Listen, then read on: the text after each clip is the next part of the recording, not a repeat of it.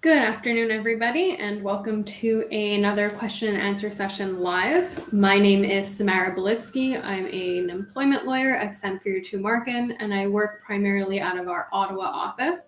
As usual, I will be here for the next about half an hour or so to answer all of your questions regarding employment law, workplace issues, you name it, I'm here to answer it, whether it's related to severance, changes to terms and conditions of your employment, health and safety issues in the workplace, issues surrounding vaccination policies or vaccination mandates, as well as masking mandates that are still seem to be an issue in the workplace for some people. Whatever it is, please ask your question now. I'm here to answer your questions for the next half an hour. As usual, I have a couple things to talk about that have come up during the week this week that most people have been asking us about and that people have been interested in. But I would much rather answer your questions. So if you have something that you're wondering about, you're concerned about, or maybe it's a friend or a family member, send in your questions. I'm here to answer them. So send them in and we'll get to them as they come in. So while I'm waiting for some questions to come in, I will talk about something that's been very present in the news this week, and that's the new right to disconnect law. You've probably heard about it, you've probably seen it online or heard about it on the news. This is something that's gotten a lot of coverage this week because it did come into effect yesterday. And so in terms of that legislation, we've been getting a lot of questions about it, mostly from employers, because it does create a positive obligation on employers to implement a policy with respect to the right to disconnect. And so in very kind of general terms, what this law or this new rule does is it allows employees the right to have their own personal time to themselves after work hours. And the rationale behind this law is that throughout the pandemic, with so many people working remotely, shifting to either a completely remote work model or maybe a hybrid work model, there was less of a disconnect from work and personal life. Whereas, before the pandemic, if you're working from an office, you go into the office, you do your 9 to 5, and then you leave and you go home. And a lot of people probably had emails on their phones, but it was a lot easier to disconnect and have that separation. And now with everything basically changing in terms of work models, people working from home, people working remotely, that has changed. And throughout the last couple of years, we have heard from a lot of employees who are having trouble disconnecting because their employer expects them to be working all hours or beyond their actual hours of work, whether that be before their day is supposed to start or after their day is supposed to end. And so this legislation, or the idea behind this legislation and this new law, is to try to prevent this from happening and give employees a protection so that if they aren't going to be working beyond the 5 o'clock p.m. deadline that is the end of their workday, they have this to protect them in a way. Now, theoretically, that's what the law is supposed to do. There are a lot of different scenarios and a lot of exceptions in terms of this law because every workplace is different and everybody's work hours or conditions in terms of employment are different from one job to the next or from one workplace to the next. And so there are different scenarios that arise. Not everybody works, an office job or a job in a warehouse from 9 to 5 or from 7 to 3. And so if you are somebody who has negotiated with your employer to be on call during certain times, you are technically working during those hours because you're on call. So that would be a bit of a carve out to this new law. Similarly, if you are in the type of role where you've agreed that part of your job is to work at night or beyond a certain time, again, that could be a carve out and an exception to this law. And similarly, it does apply regardless of your working hours, whether it's night or day. So if you are working a night shift somewhere, then that means that you're not supposed to be working during the day. Your right to disconnect exists outside of your regular work hours. Similarly, if you, let's say, are someone who works in IT and part of your job is, you're working remotely, but you're working from, 7 p.m. until 4 a.m. as an example, then those would be your hours, and you are expected to work during those hours, but you aren't expected to work, or you shouldn't be expected to work during the day, because those are not your actual work hours.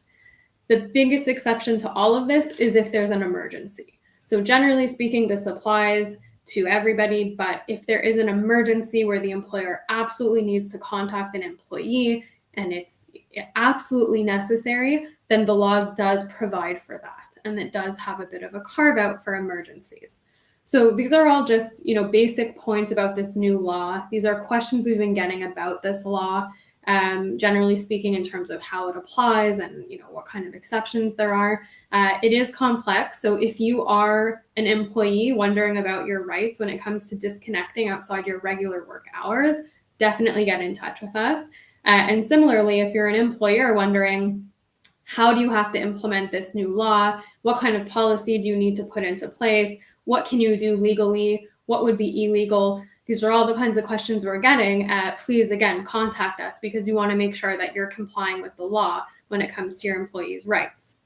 Now, we're getting a couple questions, and so the last thing that I'll say about this particular issue is, as an employee, regardless of this new law for the right to disconnect, this already existed. You already have a right as an employee to disconnect outside of your work hours.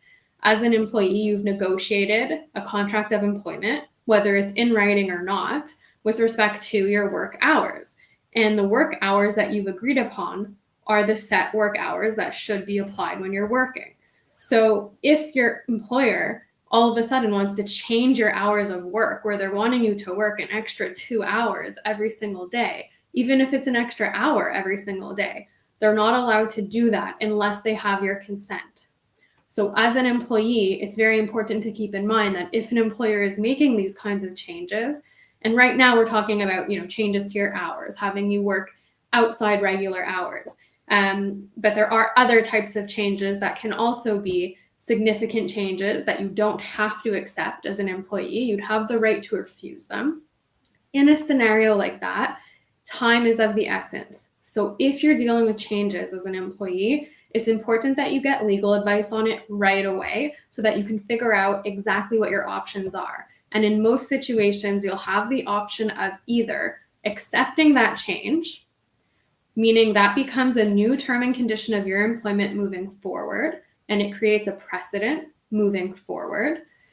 I should also say that if you're accepting it, it doesn't mean that you have to say, yes, I agree, or yes, I accept, or sign something.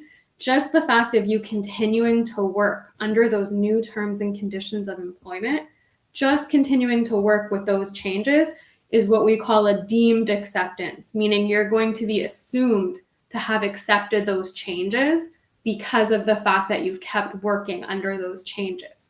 And that's why it's so important to act quickly when these situations arise.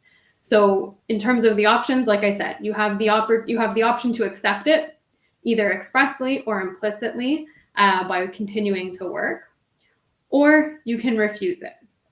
Now, if you're going to refuse it because it's a significant and permanent change to the terms of your employment, and you do not agree to this change, then you have to go about it in a very specific way, which is why it's very important to get in touch with us, to get in touch with an employment lawyer, so that we can guide you behind the scenes and help you make sure that you refuse these changes in the right way.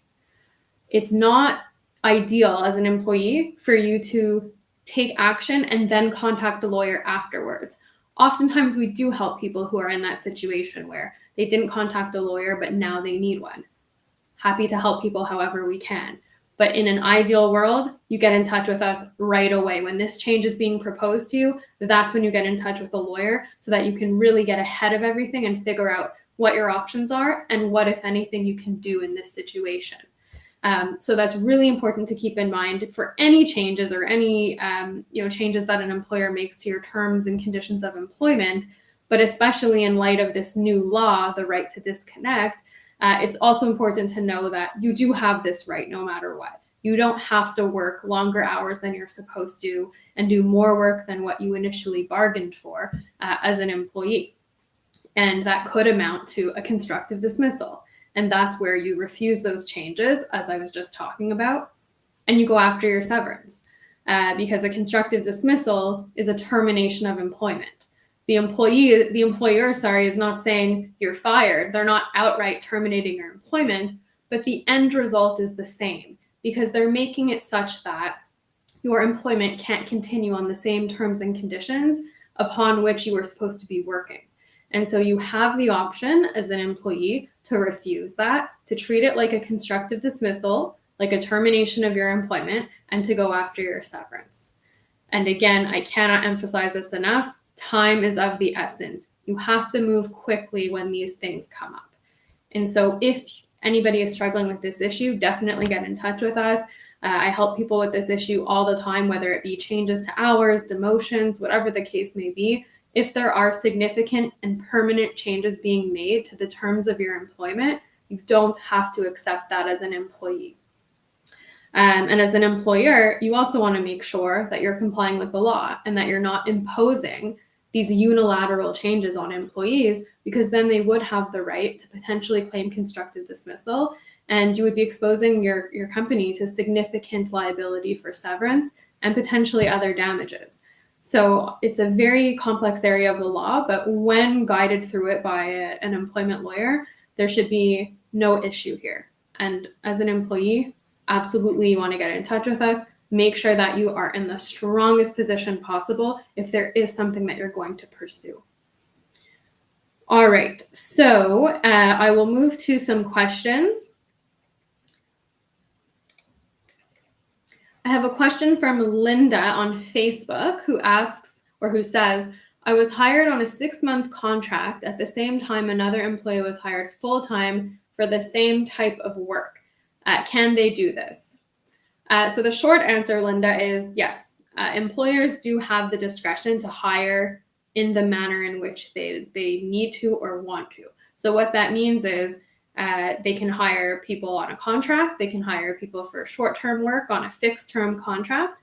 They can hire people for indeterminate work or permanent employment. It's really up to the employer and up to what you will agree to. So if, as an employee, you've agreed to be hired on a specific basis, whether it be part-time, full-time, fixed-term contract, or a permanent, indeterminate contract, that's all negotiable. And as an employee, you don't have to agree to something you don't want to. But on the flip side of that, the employer doesn't have to hire you. And so in this situation, the employer really does get to dictate how they're going to hire you, what type of employment is going to be offered to you. And if you don't want or like what that is, you don't like what they're offering, you want something else, you're free to reject it. You don't have to accept it. But they are allowed to offer certain people full-time work or part-time work or fixed-term work and indeterminate work. It's really up to the employer. There isn't anything illegal about doing that.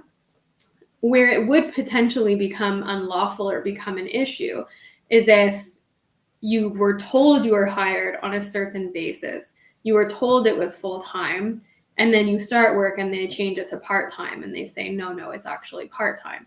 That's where there could be an issue. And it goes back to what we were just talking about before in terms of a potential constructive dismissal. That's a change. You agreed to one thing, you agreed to full-time, they're changing it without your consent to part-time. And that would be a significant change to your compensation and your hours. So you don't have to accept that. You could refuse it, treat it as a constructive dismissal, and go after your severance. So if you're in a situation where you're hired with one understanding on the basis of one thing, and then it's changed once you start, or even at any point during your employment, that's where there could be a problem there. But at the outset, in terms of hiring to do certain kinds of work, full-time, part-time, whatever the case may be, fixed term, it's up to the employer to decide, who they employ, how they employ them. And so it is lawful for them to hire one person as full-time indeterminate, permanent employment, and another person on a fixed term contract. So hopefully that answers your question, Linda. If you do have a follow-up regarding the situation, feel free to send it in. Happy to answer any more questions you might have about that.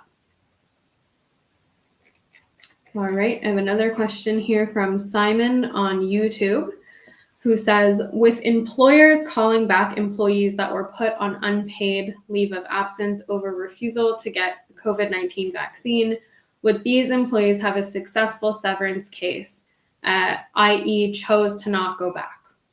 All right, this is a loaded one, a very loaded question. So I'll address it kind of one issue at a time, because it is something that has come up a lot lately that people are getting in touch with us to ask about.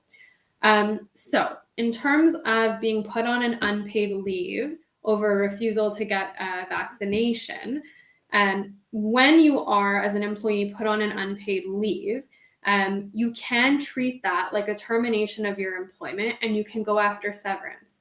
So we're talking about constructive dismissals a lot today. That's the theme of today's session, I think.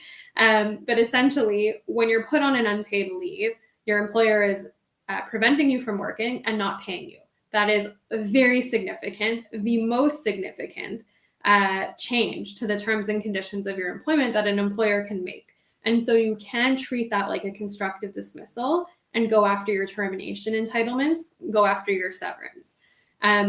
Now, we have assisted people in doing that over the last 6 months or so. A lot of this started in the fall, late summer, fall of last year. So we've been dealing with these cases since then.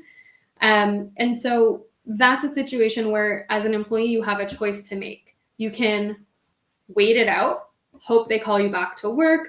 I've heard from lots of people who have said, I know I could treat it like a constructive dismissal, but I'm just going to wait it out. I want to go back to work here, whatever the case may be.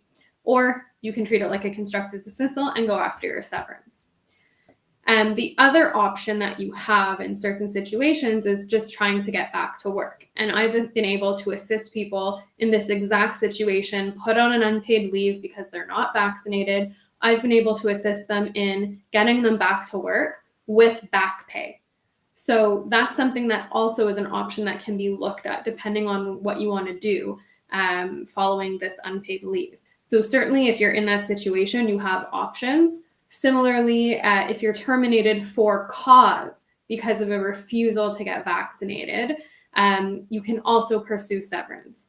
Employers would not have cause. Cause is a very, very difficult test to meet at law. As we call it, it's the capital punishment of employment law, meaning it is the end all and be all in terms of discipline. Meaning, as an employee, in order for an employer to have cause and be able to legally fire you and give you nothing, no notice, no severance, nothing, you have to have engaged in willful misconduct. And I would, go a step further. It has to be egregious misconduct, meaning that the employment relationship cannot continue because of what this employee has done. In a vaccination context, it's going to be extremely difficult, if not impossible, for an employer to prove that by an employee not getting vaccinated, they had cause to let them go without notice and without any severance. So that's a difficulty and a challenge that we're seeing. And again, we've helped people in this scenario, people who've been let go for cause. We've assisted them in negotiating severance packages. Now, to get to, I guess, the second part of your question, Simon, when you say would they have a successful severance case, none of these cases have actually gone to court yet. These cases are going through the court process. So for some cases, we've been able to negotiate severance for people without having to go through the court process. But in a lot of cases, we've had to start the court process. And it does take a lot of time to go through the various steps. So that's what's happening right now. We are assisting people in going through the court process, which will eventually lead to either a settlement for a severance package or a court hearing at some point. There haven't been any court cases on this issue yet. They will come. We're hoping they will come this year, but unfortunately, the way in which the court system works, it does take quite some time to get there. So I can't tell you that there have been successful cases in court, but what I can tell you is that we have had success out of court. And to date, we've been able to assist people in that situation, whether it's an unpaid leave or a termination for cause. You have a legal argument there. You have a right to pursue your severance, and we have been able to assist people in negotiating packages for them. Now, the last part of your question, where you say chose not to go back. So when you're on an unpaid leave, if your employer does call you back to work, it doesn't change the fact that you still would have had that constructive dismissal argument going back to the day that you were put on a layoff or an unpaid leave. You still have that constructive dismissal argument. But in some circumstances, if you choose not to go back when you're recalled, it can have an impact on how much severance you will get. It can have a negative impact. It can reduce the amount of severance you could be able to receive. And so it's really important in these situations to get in touch with a lawyer. I've helped a lot of people in this exact situation because we're now seeing a lot of employers who had a vaccine policy, a mandatory vaccine policy in place, now start to walk that back or change their policies or remove their policies, given the data that we now have that we maybe didn't have last year. So we're seeing a lot of changes to these policies or removal altogether. And we're seeing, as a result of that, people who are put on an unpaid leave now being called back to work. So I have been assisting, and our firm has been assisting people in this exact situation, but you have to make sure that you go about it in a very specific way to make sure that you protect yourself and protect any claim that you might have. And so it's really important not to return to work until you speak with an employment lawyer. You have to speak with an employment lawyer, get the advice you need, figure out what your options are and how you can pursue this or best protect yourself so that you can pursue it afterwards. I cannot stress this enough. If you go back to work without any conditions, without speaking to a lawyer, without doing anything, you could be putting yourself in a prejudicial position. You could be hurting any case that you have. So definitely get in touch with us. You can contact me directly. All of my contact information is on our website at employmentlawyer.ca. All of our lawyers' contact information is there. So you can go to our website. Again, it's employmentlawyer.ca. You can call us. You can also email us at help@employmentlawyer.ca, and somebody will get back to you so that we make sure you're not doing anything that's going to prejudice or hurt your case moving forward. So like I said, a loaded one, a lot there. I haven't even, gone through everything. I've basically just touched the surface on this particular issue, but I'm sure a lot of people watching are interested in this issue, are impacted by this issue, or know somebody who is. So it's really important to know what your rights are and make sure that you're not doing anything that's going to hurt any claim or any case that you can have. At the very least, reach out to us, get advice from an employment lawyer so that you know where you stand, you know what the law says about your situation and what your options are. There's nothing worse than doing nothing about it at the time, contacting a lawyer after the fact and finding out you might have had a claim had you contacted us back then, but that there's nothing that can be done now, or there's not as much that can be done now. You don't want to be in that situation. So definitely get in touch with us, whether it's a vaccination issue, which is, very common these days, or any other kind of issue. You just want to make sure that you're doing your due diligence and getting the advice you need so that you're in the strongest position possible if there is something that you can pursue. All right. Getting to another question here from Steven on YouTube. Can your boss refuse to accept a doctor's note to take a mental health leave? This is an issue we deal with very often, unfortunately. The short answer is no. If you are going to be going on a medical leave, if you're required to go on a medical leave for any reason, any medical condition, whether it be physical or mental health related medical issue, you cannot be refused that leave. By law, as an employee, you're entitled to go off on that leave. Whether it will be paid or not is a separate issue, and I will talk about that in a moment. But generally, that's how the law works. I always recommend to provide a doctor's note. Some employers will be reasonable in the sense that they don't always ask for a doctor's note, or they'll allow you to go off on a medical leave, no questions asked. But generally speaking, a lot of employers do ask for a doctor's note to substantiate or support the fact that you do need to go on a medical leave. So I always recommend to my clients to just provide one up front. It's easier for you to get one and give it to your employer right away than have an issue of them asking for one and you having to wait maybe 2 weeks to get one from your doctor, given the delays these days. So it is better to just get one right away and give it to your employer. If you know when you're going to be able to return, the doctor's note should say, when you think you might return. It should include your prognosis of how long and when do we think you'll be better and be able to return. If it's unknown and your doctor doesn't know, then it can instead include a date upon which you might be reassessed to see if at that point you can return to work. If it's a medical condition that is really, the prognosis is very much unknown. For example, if somebody is diagnosed with cancer and they're going to have to be off work for months and months and months, and it really just depends on how the treatments go, then that's going to be a more open-ended doctor's note because we just don't know when the person will be able to return. So depending on the circumstances, the note will be different, but always good to give a note. I always recommend it. And then once you do give that doctor's note, then you trigger the employer's obligation to accommodate you. The employer has an obligation at law to accommodate you by allowing you to take that leave without any sort of repercussion.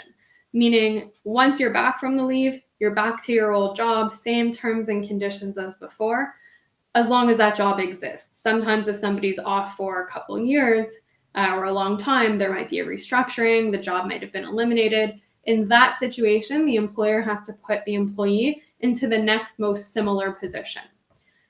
Short of that happening, as an employee, when you're coming back from a medical leave, you would go back to the exact same job and exact same conditions of employment that you had before your leave.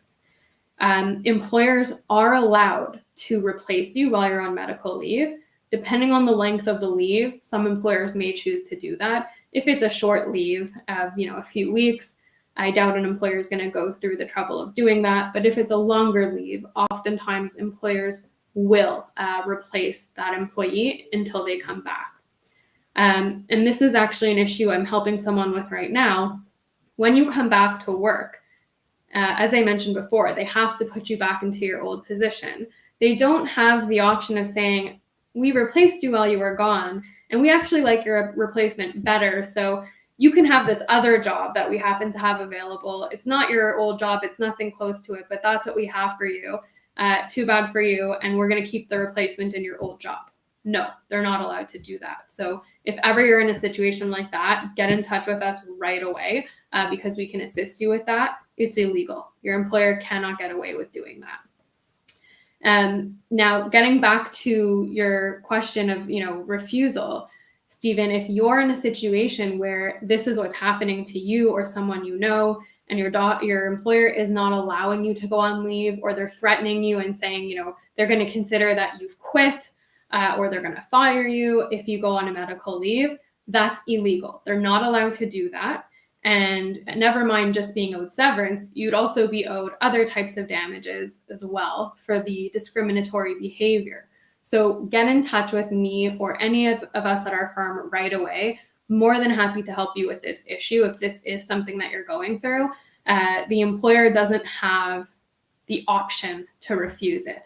As long as it is, a legitimate medical issue that somebody is suffering from and you have a doctor's note, they have to accommodate it. There's no gray area. There's no getting around it. They absolutely have to. So get in touch with us, and we're more than happy to help you with that issue if in fact that's what's happening. So this brings us to the end of our session for today. So if you have any questions that didn't get answered, or you have a question that you're thinking about right now, we have another question and answer session at 3 p.m. on Monday. We also have a few more of them next week. So just check our social media websites and you'll be able to see all the dates and times when we have more sessions. So thank you everyone very much for joining us today, and I hope that everyone has a lovely weekend.